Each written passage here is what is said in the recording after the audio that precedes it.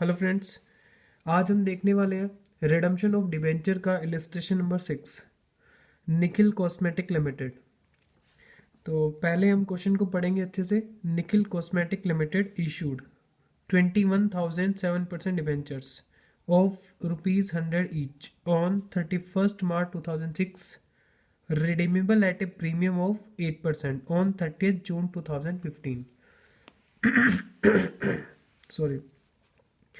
The board of directors decided to transfer the required amount to DRR in 3 equal annual installments starting from 31st March 2013.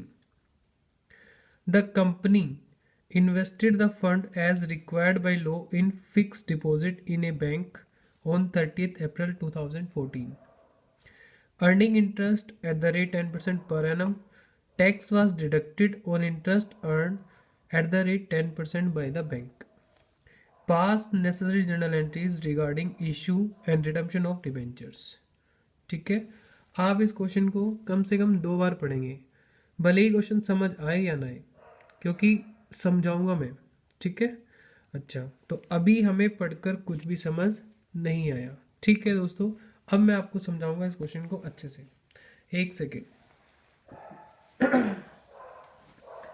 मैं सबसे पहले इसका diagram बनाऊंगा। ठीक है,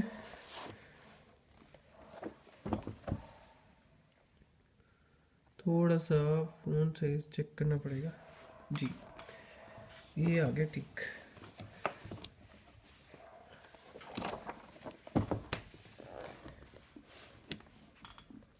दिखाई दे रहा पूरा प्रॉपर?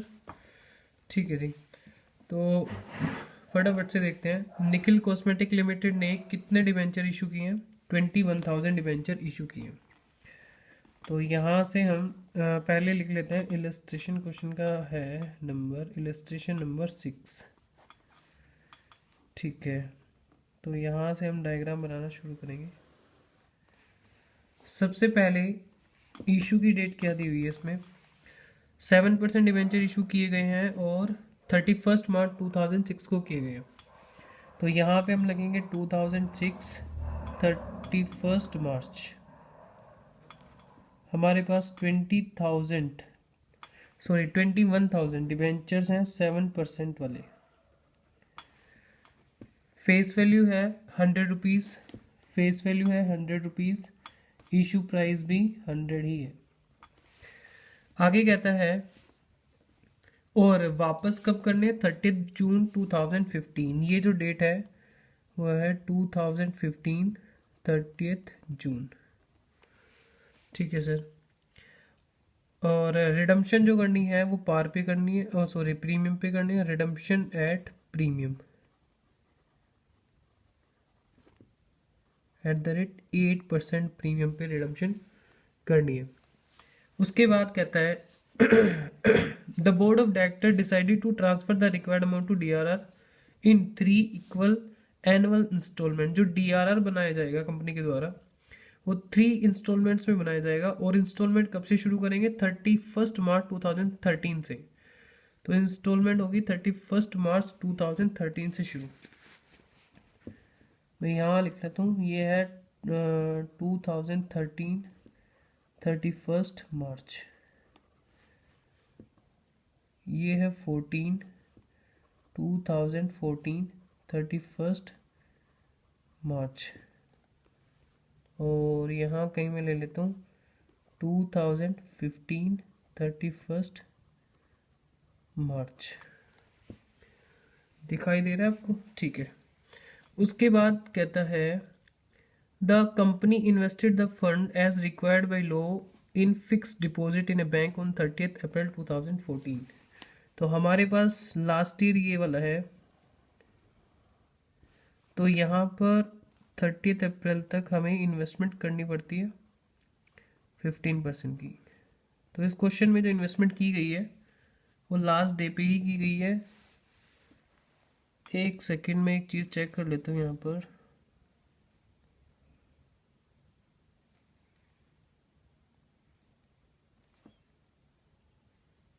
फ्रेंड्स यहाँ पे 2014 लिखा हुआ है, उसको ज़रा आप करेक्ट कर लेना। यहाँ पे 2015 होगा, यह जहाँ पे लिखा है 2014, मैं दिखा देता हूँ आपको। यहाँ पे करेक्शन कर लेना, 2014 यहाँ पे लिखा हुआ है, वो 2000 एक्चुअल में 2015 होना चाहिए वहाँ पर। ठीक है सर, चलिए तो आगे देखते हैं।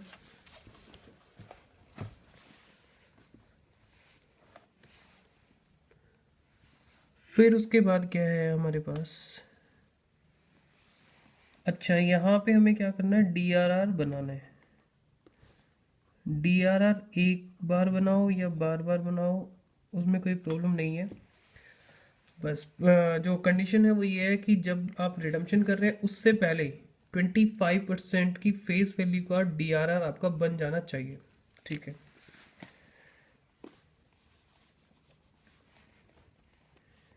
तो ये मैं इस तरह से बना देता हूँ अपने ईयर्स। ठीक है, और क्वेश्चन की जो रिक्वायरमेंट है उसमें उन्होंने मांगा है इशू की एंट्री मांगी है एंड रिडम्पशन की एंट्री भी मांगी है। चलिए दोस्तों करें शुरू। ओके, तो आप हेल्प करते जाइएगा। तो सबसे पहले शुरू कहाँ से करना है, शुरू करते हैं हम यहाँ से। सबसे पहले बताइए डेट, यहाँ से शुरू करना है। तो डेट आ रही है हमारे पास 2006, 31 मार्च। यहाँ पे स्टार्टिंग में bank account debit to debenture application account. Exam में आप शॉर्टकट यूज़ मत करना, मुझे शॉर्टकट यूज़ करना पड़ रहा है, मेरे पास स्पेस थोड़ा कम है यहाँ पे। तो 21,000 डिबेंचर मल्टीप्लाई 100 इशू प्राइस है, तो हमारा 21 लाख।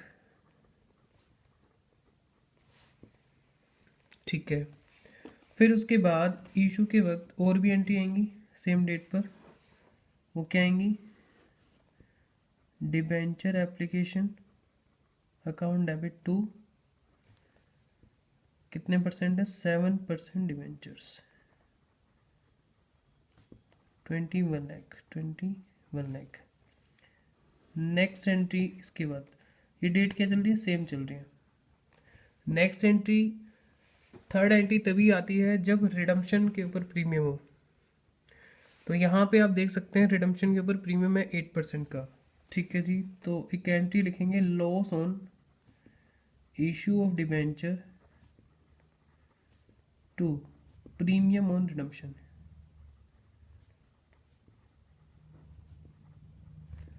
$21 लाख का 8%, ये आ जाएगा 1,68,000, 1,68,000। ठीक है, तो सर क्या इसको अलग अलग भी लिख सकते हैं, कंबाइन करके लिख सकते हैं ये दो एंट्री? जी हाँ, आप ये दो एंट्री कंबाइन करके भी लिख सकते हैं। ज़्यादातर स्कूलों में इन दोनों एंट्री को कंबाइन करके सिखाया जाता है, लेकिन अगर आप अलग करके भी लिखेंगे तो भी कोई प्रॉब्लम नहीं है, तब भी आपको फुल मार्क्स मिलेंगे। चलो ठीक है, नेक्स्ट हम यहाँ से चलना शुरू करते हैं और फिर हम देखते हैं क्या करना है। यहाँ से हमारे पास नेक्स्ट डेट जो हमारे पास आती है वो ये है 2013, 31 मार्च। यहाँ पे बनाना है डीआरआर। कंपनी कहती है डीआरआर 3 इंस्टॉलमेंट्स में बनाना है आपको। चलो, तो यहाँ पे क्या होगा, सबसे पहले आप देखेंगे कि टोटल डीआरआर हमें कितना बनाना है, मतलब जितने फेस वैल्यू के डिबेंचर आप वापस कर रहे हो उसका 25%। ठीक है, तो मैं यहाँ पे आपको निकाल के दिखाता हूँ। डीआरआर रिक्वायर्ड, कितना डीआरआर बनाना है, 21 लाख, यानी 21 लाख का एटलीस्ट 25%। तो ये हमारा निकल जाएगा 5,25,000, 5,25,000। ठीक है, उन्होंने कहा इसको 3 इंस्टॉलमेंट में बनाना है, तो हम इसको 3 से डिवाइड कर देंगे तो आएगा 1,75,000। चलिए, तो अब हमारे पास यहाँ पे 175 बनेगा, यहाँ पे 175 और यहाँ पे भी 175। तो फटाफट से एंट्री डालते हैं। सबसे पहले डेट बताइए, 2013, 31 मार्च। एंट्री आएगी statement of P and L two DRR 1,75,000। Next entry आएगी। इसके बाद नेक्स्ट डेट आती है हमारी 2014 31 मार्च SPL टू DRR, फिर वही एंट्री आ जाएगी सेम। फिर उसके बाद नेक्स्ट डेट आती है 2000, अब देख पा रहे हैं ना, 2015 31 मार्च SPL टू DRR 175,000। ठीक है सर, समझ आ रहा है।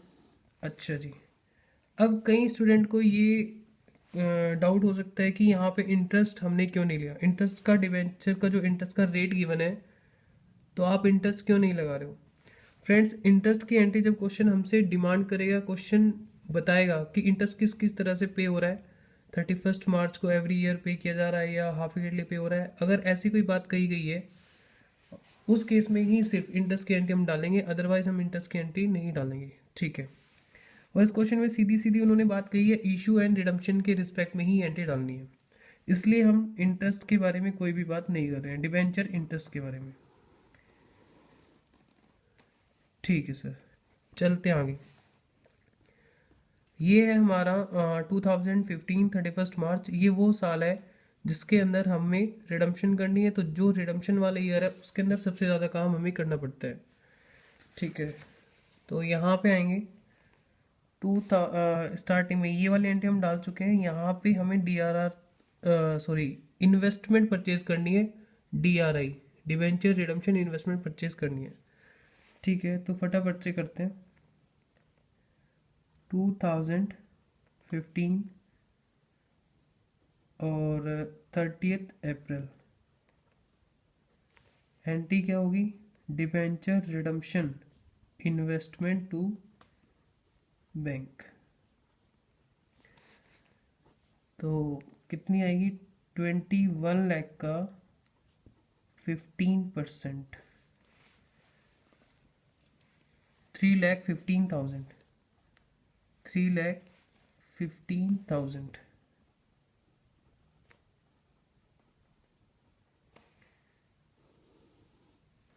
ठीक है फ्रेंड्स, हमने यहाँ तक एंट्री पास कर ली है।